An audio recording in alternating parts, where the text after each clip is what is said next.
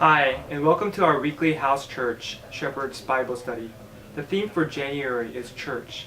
The story for January 6th is Come to God's Church.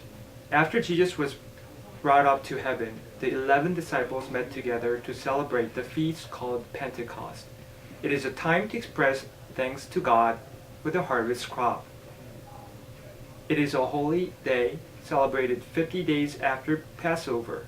Jerusalem was filled with Jews from many nations who had come to celebrate the feast. This week's Bible passage is from Acts 2. Our memory verse is from Psalm 122, verse 1. I rejoiced with those who said to me, "Let's go to the house of the Lord." As Jesus promised, the Holy Spirit came upon the disciples.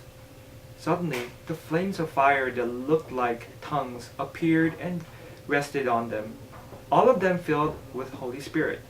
The disciples were able to speak in different languages that they have never learned. Peter preached about Jesus. Peter stood up and preached about Jesus. He said how people had rejected him and crucified him. However, Jesus' death and being risen were a part of God's plan. It was a plan for forgiveness, salvation, and eternal lives for all of us.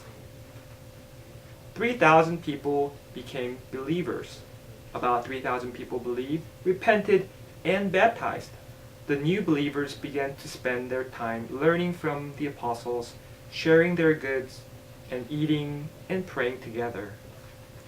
The new believers formed the first church, the house church. The believers got together at someone's house to worship and to enjoy fellowship. They invited non-believers too. They ate together, they talked about their lives together, and they praised together. That sounds familiar, doesn't it? Please share the key points with the children in your house church. Sharing. How is the first church from the story above similar to your house church, Week1 Jan, now?